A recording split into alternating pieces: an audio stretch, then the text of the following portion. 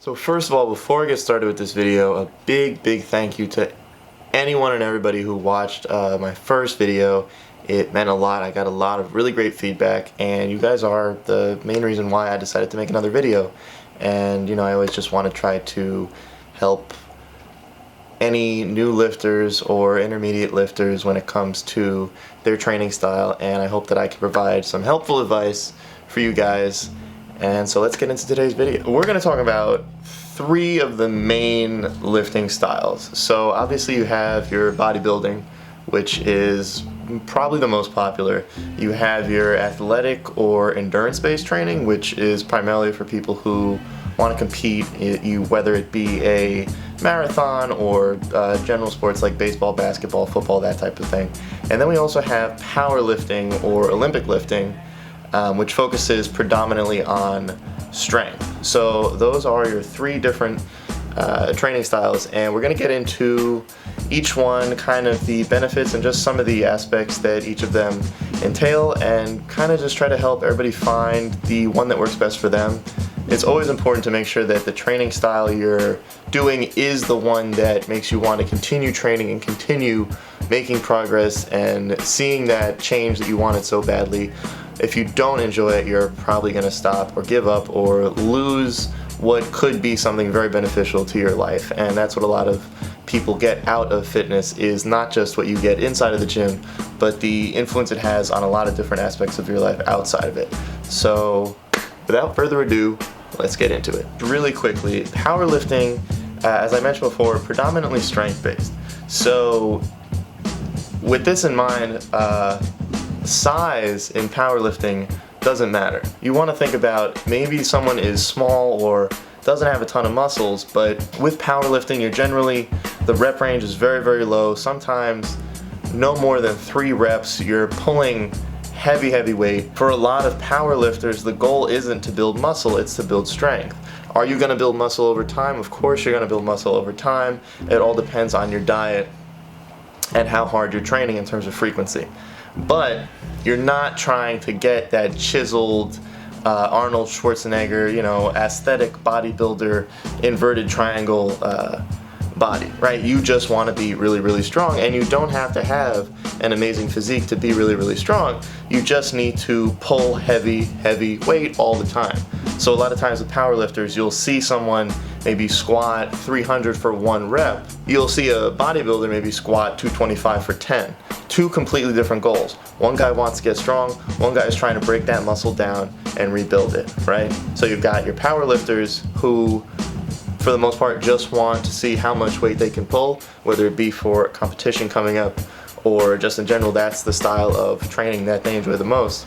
Or you've got a bodybuilder who differs completely in that style. So with bodybuilding, the training differs significantly from powerlifting. So you're gonna go 6 to 8 occasionally, 10 to 15. It depends a lot on how much weight you want to try to pull, how strong you're getting, if your goal is to get progressively stronger, or if you just want to stick within that 6 to 8, and that's more like the classic bodybuilder rep range. Obviously, bodybuilding is also going to differ in terms of rest periods. For a lot of the bodybuilding style training, you're going to rest anywhere from 45 to 90 seconds depending on how many reps you did, how heavy the weight was. Whereas with powerlifting, you're going to look a lot more at rest periods of anywhere from 3 to 5 minutes. Again, it depends a lot on how heavy the weight is, and so that's going to really have an impact on how much time you want to leave between that next set, because you also want to try to gain back enough strength to go and hit another 1 or 2 reps. If you're a powerlifter or bodybuilder, you want to make sure you have enough endurance left for another set, whether it be 6 to 8 or 10 to 15. With the athletic style training, you're going to see a lot more of much higher volume. So you might see anywhere from 15 to 20 reps. You're really going to try to build that endurance, so the rest periods are generally a lot shorter. So instead of 90 seconds, you might see 45 seconds to a minute.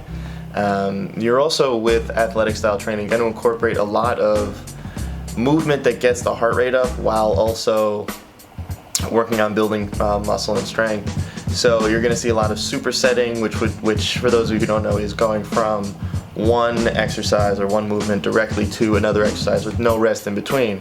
You rest after the 2 sets. So you'd have, chest press, and then you go over and do some dumbbell flies, and then you rest. Some other styles include circuit training, which in comparison to a superset, instead of doing just 2, you might do 4 exercises and then rest, and then 4 and then rest. So it's much more like, if you think about like baseball, like running around 4 bases, then stopping, then doing it again. So that's a lot more circuit training, and that's predominantly more of what the athletic and endurance style training entails. You're trying to build up that endurance for, exerting large amounts of energy very, very quickly and getting that heart rate up. And so that's why a lot of athletic-based training focuses a lot more on just overall getting more exercises in at once and then taking that rest break, as opposed to doing one exercise like bodybuilder, pausing, going through the sets for that exercise, and then moving on to your next movement. So with these training styles in mind, I wanted to get into really quickly a bit about how you can kind of figure out what training style works best for you, or what training style you prefer in comparison to some of the other styles that are out there. It's really important that you understand whatever change you're trying to make, whether it's gaining strength or building muscle or building endurance, none of that is going to happen overnight, right? So you need to be able to tell yourself constantly that it's going to take time, right? You're not going to be able to make those changes right away. That leads me into another point that I feel is often overlooked by a lot of people, predominantly people new to lifting, but everybody who's been lifting for a while is always willing to learn, and we all still make mistakes. So that entails whatever you're trying, giving it a significant amount of time before you decide that you're going to move on to a different style. For an example, I had hit a plateau a couple months ago, and I had decided I was going to lift heavy, really, really heavy for 1 month straight. So not powerlifting heavy, but just, instead of 10 to 12 reps, I was going to use a weight that I could get 6 to 8, right? Trying to build up that strength. Even though I wouldn't be, getting as many reps in, I just wanted to try to get stronger. Now, that being said, you have to be willing to give it at least a month, right? I mean, at the very least a couple of weeks, but if we're all being completely honest here, you want to give it at least a couple of months. Without that, you don't have a large enough of a sample size to really be honest with yourself about whether or not something is working. Try to think of it like your goal is to lose weight, and you tell yourself, well, maybe if I stop eating pizza, I'll lose some weight. So you stop eating pizza for a week, you step on the scale, you didn't lose anything, and you decide, all right, well, pizza must not be the problem, right? That is completely the wrong way to go about it. Because chances are, if you took that situation and just, stayed off pizza for a month, not only would you lose weight, but your dietary habits would probably improve, right? Maybe you cut out pizza, then you don't have burgers as often, you cut out ice cream here and there. You start making those little changes, and after a month, you've got a much better sample size of what you've been trying out and whether or not it's working, right? It's really easy to say after 1 week, oh, this isn't working. I lifted heavy for a week, but I don't feel any stronger. Well, that's not enough of a sample size. Imagine these surveys and these statistics you see, if they said they only interviewed 12 people, your immediate reaction will be, well, that's not a very good study. Why didn't you do more? But if they have a study where they had 1,500 subjects, you're a lot more inclined to believe that. And it's hard to get that educated decision if you're really not giving your body enough time to adjust to the new style and really see if you're going to make any types of changes or progress, as opposed to just switching after 1 week. Once again, guys, thank you so much for watching. The support I got on my first video meant a lot.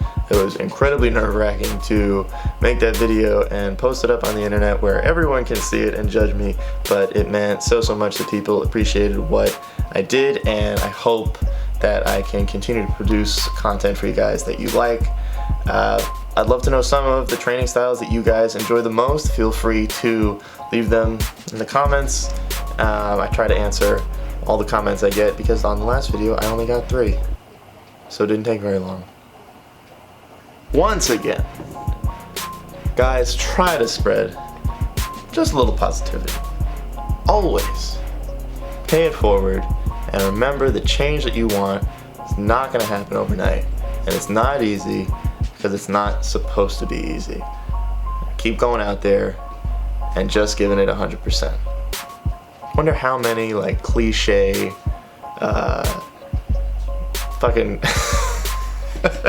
wonder how many cliche phrases I could fit into the end of my videos trying to pick that winning outro.